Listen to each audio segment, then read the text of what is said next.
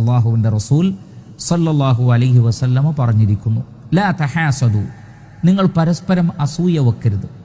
അസൂയ എന്ന് പറഞ്ഞാൽ അത് വളരെ വലിയ ഒരു വിപത്താണ്, വളരെ വലിയ ഒരു വിപത്താണ് മുസ്ലിമീങ്ങൾക്കിടയിൽ എന്ന് മാത്രമല്ല മനുഷ്യർക്കിടയിൽ ഭിന്നിപ്പുണ്ടാക്കുന്ന വിഷയങ്ങളിൽ ഏറെ ഗൗരവം നിറഞ്ഞതാണ് അസൂയ എന്നത്. എന്താണ് അസൂയ എന്ന് പറഞ്ഞാൽ ഉലമാക്കൾ പറഞ്ഞു, അതിനെ വിശദീകരിച്ചിട്ടുണ്ട്. വൽ ഹസദു മഅനാഹു തമന്നി സവാലിൻ നിഅമതി അനിൽ മഹ്സൂദി.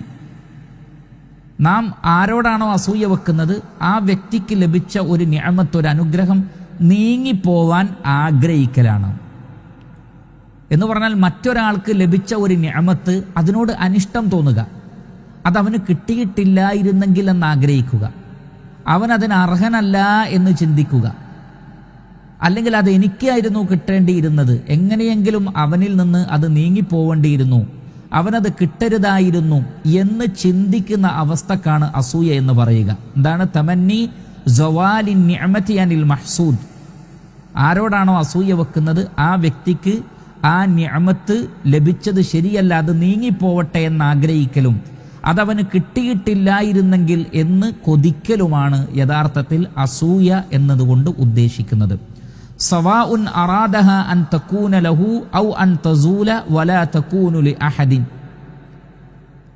അത് ഒന്നെങ്കിൽ അയാൾ അത് ആ ഒരു നിഅമത്ത് അവനല്ല കിട്ടേണ്ടത്, എനിക്ക് കിട്ടിയിരുന്നെങ്കിൽ എന്ന് ആഗ്രഹിക്കുക, അല്ലെങ്കിൽ ആർക്കും കിട്ടരുത്, അവനും കിട്ടരുത്, അത് നശിച്ചു പോകട്ടെ, എനിക്ക് കിട്ടിയിട്ടില്ലെങ്കിലും വേണ്ടിയില്ല, അവന് കിട്ടരുത്.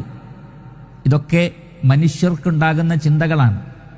ഒന്നെങ്കിൽ അവനാ കിട്ടിയതുപോലെ അതെനിക്കും വേണ്ടിയിരുന്നു, അല്ലെങ്കിൽ അവന് അത് നീങ്ങിപ്പോവട്ടെ, ആർക്കും ഇതേപോലെ കിട്ടാതിരിക്കട്ടെ, ഇനി എനിക്ക് കിട്ടിയിട്ടില്ലെങ്കിലും അവനിൽ നിന്ന് നീങ്ങിയിട്ട് അത് എന്നിലേക്ക് വരട്ടെ, ഇനി എന്നിലേക്ക് വന്നിട്ടില്ലെങ്കിലും അവനിൽ നിന്ന് നീങ്ങിപ്പോകട്ടെ. ആ നിയമത്ത് അവന് കിട്ടിയതിൽ അസഹിഷ്ണുത കാണിക്കുക, സഹിക്കാൻ പറ്റാത്തൊരവസ്ഥ, അതിനെക്കുറിച്ച് കൂടുതൽ ചിന്തിക്കുന്നൊരവസ്ഥ, അതിൽ മനസ്സിൽ ചൊറിച്ചിലുണ്ടാകുന്ന അവസ്ഥ, ഈ അവസ്ഥക്കാണ് ഹസദ്, അസൂയ എന്ന് പറയുന്നത്. മറ്റൊരാൾക്ക് ലഭിച്ച നിഅമത്തിൽ ചൊറിച്ചിലുണ്ടാവുക, പ്രയാസമുണ്ടാവുക, അതിനോട് അസഹിഷ്ണുത തോന്നുക, അത് ഇല്ലാതെയായി പോകാൻ ആഗ്രഹിക്കുക, അത് തനിക്കുകൂടി ഉണ്ടാകാൻ ആഗ്രഹിക്കലും അതിൽപ്പെട്ടത് തന്നെയാണ്. അസൂയ വളരെ അപകടം പിടിച്ചൊരു കാര്യമാണ്. അതുകൊണ്ടാണ് പരിശുദ്ധ ഖുർആനിൽ കാണാം, വമിൻ ശർരി ഹാസിദിൻ ഇദാ ഹസദ്. അസൂയാലു, അസൂയപ്പെടുമ്പോൾ അതിൻ്റെ ഷർറിൽ നിന്നും നിങ്ങൾ അള്ളാഹുവിനോട് രക്ഷ തേടണമെന്നാണ്. അത്രമാത്രം വലിയ അപകടം അസൂയ കാരണം ഉണ്ടാകും. ചിലപ്പോൾ അതൊരു വ്യക്തിയെ കാഫിറാക്കി മാറ്റും, സത്യനിഷേധിയാക്കി മാറ്റും. ഉദാഹരണത്തിന് ഇബ്ലീസിൻ്റെ ചരിത്രം നമുക്കറിയാം. ഇബ്ലീസ് സത്യനിഷേധിയായി മാറിയത് എപ്പോഴാണ്? ആദം അലൈഹിസ്സലാത്തു വസ്സലാമയോട് അസൂയ തോന്നുകയും ആദം അലൈഹിസ്സലാത്തു വസ്സലാമക്ക് അള്ളാഹു പല മഹത്വവും നൽകി. വലഖദ് കറംനാ ബനി ആദം, ആദം സന്തതികൾക്ക് അള്ളാഹു വളരെ വലിയ മഹത്വവും ആദരവും നൽകിയിട്ടുണ്ട്. അതുകൊണ്ടാണ് ഇബ്ലീസ് പറഞ്ഞത്, ഹാദല്ലദീ കറംത അലൈ, എന്നേക്കാൾ നീ ആദരവ് നൽകിയ ആദം അലൈഹി സ്വലാത്തു വസ്സലാമയെയും അദ്ദേഹത്തിൻ്റെ അനുയായികളെയും, അഥവാ ആദം അലൈഹി സ്വലാത്തു വസ്സലാമയുടെ മക്കളെയും സന്താനങ്ങളെയും ഞാൻ വഴിപിഴപ്പിക്കും എന്ന് ഇബ്ലീസ് പറഞ്ഞിടത്ത് ഇബ്ലീസ് പ്രത്യേകം എടുത്തു പറയുന്നുണ്ട്, ഹാദല്ലദീ കറംത അലൈ. സൂറത്തുൽ ഇസ്രായിൽ നമുക്കത് കാണാം. എന്നേക്കാൾ നീ മഹത്വം നൽകിയ ഈ ആദം അലൈഹി സ്വലാത്തു വസ്സലാം. അപ്പോൾ ഇബ്ലീസിനുണ്ടായിരുന്നത് അങ്ങേയറ്റത്തെ അസൂയയാണ്.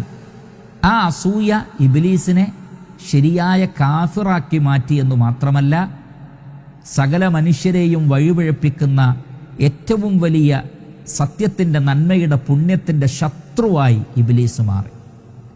അപ്പോൾ ഒരു വ്യക്തിയെ സത്യനിഷേധിയാക്കി തീർക്കുന്നതോടൊപ്പം തന്നെ എല്ലാ തിന്മകളുടെയും നേതൃത്വം നൽകുന്നവനായും എല്ലാ നന്മകൾക്കും തടസ്സം നിൽക്കുന്നവനായും ഒരാളെ മാറ്റി തീർക്കാൻ മാത്രം ഗുരുതരമായ വികാരമാണ് അസൂയ എന്നത്.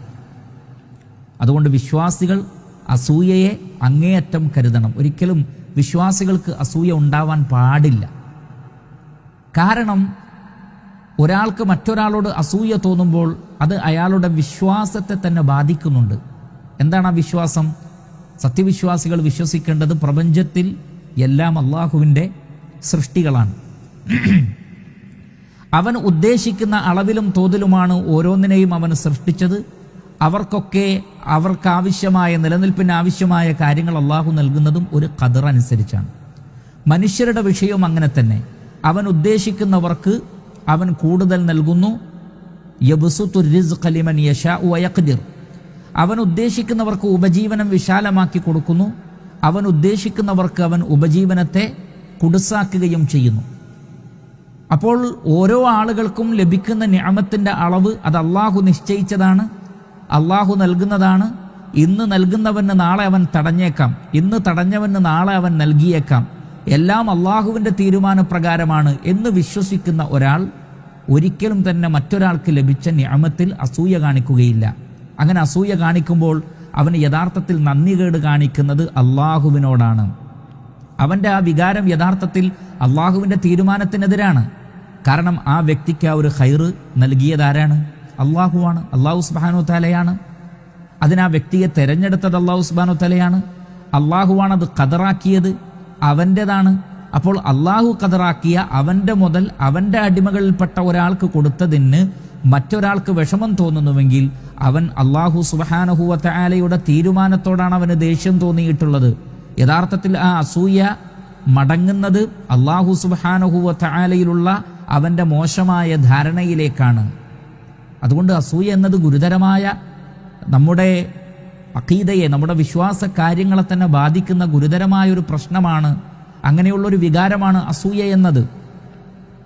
അതുകൊണ്ടാണ് ആ അസൂയയിലൂടെ പിശാച് ഒരു വളരെ വലിയ ധിക്കാരിയും കാഫിറുമായി മാറിയത്. മാത്രമല്ല യഹൂദന്മാർ മുഹമ്മദ് മുസ്തഫ സല്ലല്ലാഹു അലൈഹി വസല്ലമയെ പ്രതീക്ഷിച്ചിരുന്ന ആളുകളാണ്. യസ്തഫ്തിഹൂന അലല്ലദീന കഫറു എന്നാണ് പരിശുദ്ധ ഖുർആനിൽ കാണാൻ സാധിക്കുന്നത്. ഞങ്ങൾക്കൊരു പ്രവാചകൻ വരാനുണ്ട്, അപ്പോൾ നമുക്ക് കാണാമെന്ന് ബഹുദൈവാരാധകരോട് പറഞ്ഞു നടന്നിരുന്നവരാണ് യഹൂദന്മാർ. ഞങ്ങളൊരു നബിയെ കാത്തു നിൽക്കുകയാണ്, ആ നബി വന്നാൽ ഞങ്ങൾക്കായിരിക്കും വിജയം എന്ന് പറഞ്ഞ യഹൂദന്മാർ. പക്ഷേ മുഹമ്മദ് നബി സല്ലല്ലാഹു അലൈഹി വസല്ലമ വന്നപ്പോൾ പ്രവാചകനോടുള്ള അസൂയ കാരണത്താൽ, മറ്റൊരു ഗോത്രത്തിലാണ് പ്രവാചകൻ പിറന്നത് എന്ന കാരണത്താൽ അവർക്ക് നബി സല്ലല്ലാഹു അലൈഹി വസല്ലമയോട് അസൂയ തോന്നുകയാണ് ചെയ്തത്. സൂറത്തുൽ ബഖറയിലെ 109-ാമത്തെ ആയത്തിൽ കാണാം, വദ്ദ കസീറു മിൻ അഹ്ലിൽ കിതാബി ലൗ യറുദ്ദൂനകും മിൻ ബഅദി ഈമാനികും കുഫാറ ഹസദൻ മിൻ ഇൻദി അൻഫുസിഹിം മിൻ ബഅദി മാ തബയ്യന ലഹുമുൽ ഹഖ്. യഹൂദന്മാരിൽപ്പെട്ട വളരെ വലിയൊരു വിഭാഗം നിങ്ങൾ വിശ്വാസികളായതിനു ശേഷം സത്യനിഷേധികളാവാൻ അവർ ആഗ്രഹിക്കുന്നു എന്നാണ്. എന്താണ് അതിനുള്ള കാരണം? ഹസദൻ മിൻ ഇൻദി അൻഫുസിഹിം, അവരിൽ നിന്നും ഉണ്ടാകുന്ന അസൂയയാണ്. ആ അസൂയ കാരണത്താലാണ് അവർക്കത് തോന്നുന്നത്. അപ്പോൾ ഇസ്ലാമിനോടും ഇസ്ലാമിൻ്റെ നിയമങ്ങളോടും ഇസ്ലാമിൻ്റെ വേദഗ്രന്ഥത്തോടും ഇസ്ലാമിൻ്റെ പ്രവാചകനോടുമെല്ലാം അവർക്ക് തോന്നിയിട്ടുള്ള, അതനുസരിച്ച് ജീവിക്കുന്ന മുസ്ലിം ഉമ്മത്തിൻ്റെ പ്രതാപവും അവരുടെ ഇസ്സത്തും അവരുടെ ഐശ്വര്യവും എല്ലാം കണ്ടപ്പോൾ യഹൂദന്മാർക്ക് തോന്നിയ അസൂയ കാരണത്താൽ അവർ നബി സല്ലല്ലാഹു അലൈഹി വസല്ലമയിൽ വിശ്വസിച്ചില്ല, ഇസ്ലാമിൽ അവർ വിശ്വസിച്ചില്ല. അസൂയ അവരെ സത്യവിശ്വാസം, അവർക്കറിയാവുന്ന, സ്വന്തം മക്കളെപ്പോലെ അറിയാവുന്ന പ്രവാചകനെ നിഷേധിക്കുന്നതിലേക്കാണ് അസൂയ അവരെ കൊണ്ടുചെന്നെത്തിച്ചത്. അതുകൊണ്ടാണ് ഈ അസൂയ എന്നത് അത് മാതാപിതാക്കൾക്കും മക്കൾക്കും ഇടയിലുണ്ടായാലും, പരസ്പരം സഹോദരങ്ങൾക്കിടയിലുണ്ടായാലും, ഒരു കുടുംബത്തിലുള്ള ആളുകൾക്കിടയിലുണ്ടായാലും, സുഹൃത്തുക്കൾക്കിടയിലുണ്ടായാലും, പണ്ഡിതന്മാർക്കിടയിലുണ്ടായാലും, പ്രബോധകന്മാർക്കിടയിലുണ്ടായാലും അസൂയ വന്നു കഴിഞ്ഞാൽ അതിനേക്കാൾ വലിയ അപകടം പിടിച്ച മറ്റൊരു കാര്യമില്ല. ലോകത്ത് നടന്ന ഒന്നാമത്തെ കൊലപാതകം അസൂയയുടെ പേരിലുണ്ടായതാണ്. ആദം അലൈഹിസ്സലാത്തു വസ്സലാമയുടെ സന്താനങ്ങളിൽപ്പെട്ട രണ്ടാളുകൾ ഹാബീലും ഖാബീലും. അതിൽ ഖാബീൽ ഹാബീലിനെ വധിച്ചു. എന്താണ് കാരണം? അവർ രണ്ടുപേരും ഒരു ഖുർബാൻ, അള്ളാഹുവിലേക്ക് ഒരു അറവ് നടത്തി, അല്ലെങ്കിൽ ഒരു നേർച്ച നടത്തി. അതിൽ ഒരാളുടേത് സ്വീകരിക്കപ്പെട്ടു, മറ്റൊരാളുടേത് അള്ളാഹു സുബ്ഹാനഹു വ തആല സ്വീകരിച്ചില്ല. അപ്പോൾ അതിനോട് അസൂയ, മതപരമായൊരു വിഷയത്തിൽ പോലും ഒരാളുടെ തഖ്വ, ഒരാളുടെ ഇഖ്ലാസ്, ഒരാളുടെ ആത്മാർത്ഥത, അത് അള്ളാഹുവിങ്കൽ സ്വീകരിക്കപ്പെട്ടതിൻ്റെ പേരിൽ പോലും അസൂയ. നബി സല്ലല്ലാഹു അലൈഹി വസല്ലമ പോലും മറ്റൊരാൾക്കുള്ളതുപോലെ എനിക്കും ഉണ്ടാവട്ടെ എന്ന് ആഗ്രഹിക്കാൻ പോലും രണ്ട് വിഷയത്തിലെ അനുവാദം നൽകിയിട്ടുള്ളൂ. നബി സല്ലല്ലാഹു അലൈഹി വസല്ലം പറയുകയാണ്, സ്ഥിരപ്പെട്ട ഹദീസിൽ നമുക്ക് കാണാം, ലാ ഹസദ ഇല്ലാ ഫിസ്നതൈൻ, 2 കാര്യങ്ങളിൽ നിങ്ങൾക്ക് അസൂയ വെക്കാം എന്ന് പറഞ്ഞാൽ നേരത്തെ പറഞ്ഞ രൂപത്തിൽ ഒരാളിൽ നിന്ന് ആ നിയമത്ത് മാറിപ്പോവട്ടെ എന്ന് ആഗ്രഹിക്കലല്ല, മറിച്ച് ഉലമാക്കൾ ഐക്യകണ്ഠേന പറഞ്ഞു. മറ്റു ഹദീസിന്റെ അടിസ്ഥാനത്തിലും മറ്റു ഹദീസുകളിൽ പ്രവാചകൻ അത് വിശദീകരിച്ചിട്ടുണ്ട്. എന്താണത്? ആ വ്യക്തിക്ക് കിട്ടിയതുപോലെ എനിക്കും കിട്ടണമേ എന്ന ആഗ്രഹം. യഥാർത്ഥത്തിൽ അത് അസൂയയുടെ ഒരു ഭാഗമാണ്. പക്ഷെ ഈ 2 വിഷയത്തിൽ അംഗീകരിച്ചിരിക്കുന്നു. എന്ത്? അതേപോലെ അത് നീങ്ങിപ്പോവരുത്, പക്ഷെ അതേപോലെ എനിക്കുണ്ടാവണം. ഏതൊക്കെയാണത്? ഒന്ന്, റജുലുൻ ആതാഹുല്ലാഹു മാലൻ ഫസുല്ലിത അലാ ഹലകതിഹി ഫിൽ ഹഖ് വറജുലുൻ ആതാഹുല്ലാഹുൽ ഹിക്മ ഫഹുവ യഖ്ദി ബിഹാ വയുഅല്ലിമുഹാ.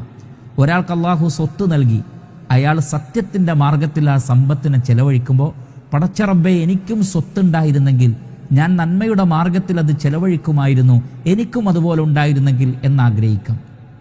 അതേപോലെ ഒരാൾക്ക് അല്ലാഹു സുബ്ഹാനഹു വ തആല ഖുർആനിലും ഹദീസിലും എല്ലാം അറിവും ഹിക്മത്തും നൽകി, ആ വ്യക്തി അതനുസരിച്ച് പ്രവർത്തിക്കുകയും മറ്റുള്ളവർക്ക് പഠിപ്പിച്ചു കൊടുക്കുകയും ചെയ്യുന്നത് കാണുമ്പോൾ, അള്ളാഹുവേ അതേപോലെ ഇൽമ് എനിക്ക് ഖുർആനിലും സുന്നത്തിലും ഉണ്ടായിരുന്നെങ്കിൽ ഞാനും അതേപോലെ പ്രവർത്തിക്കുകയും പഠിപ്പിക്കുകയും ചെയ്യുമായിരുന്നു എന്നാഗ്രഹിക്കുക. ഈ 2 വിഷയങ്ങളിലാണ് മറ്റൊരാൾക്ക് ഉള്ളതുപോലെ തനിക്കും ഉണ്ടാവട്ടെ എന്ന് ആഗ്രഹിക്കാനുള്ള അനുവാദം പോലും നൽകപ്പെട്ടിട്ടുള്ളത്. അതല്ലാത്ത ഭൗതിക വിഷയങ്ങളിൽ പോലും അത് പാടില്ല എന്നാണ്, നല്ലതല്ല. മറിച്ച് ഓരോരുത്തരും അവനവന് ലഭിച്ചതിൽ തൃപ്തിപ്പെടുക, മറ്റൊരാൾക്ക് ലഭിച്ചതിലും നാം സന്തോഷം കാണിക്കുക, നമുക്ക് ലഭിച്ച ഒരു നിഅമത്ത് മറ്റൊരാൾക്കുണ്ടാവട്ടെ എന്ന് ആഗ്രഹിക്കുകയാണ് നാം ചെയ്യേണ്ടത്.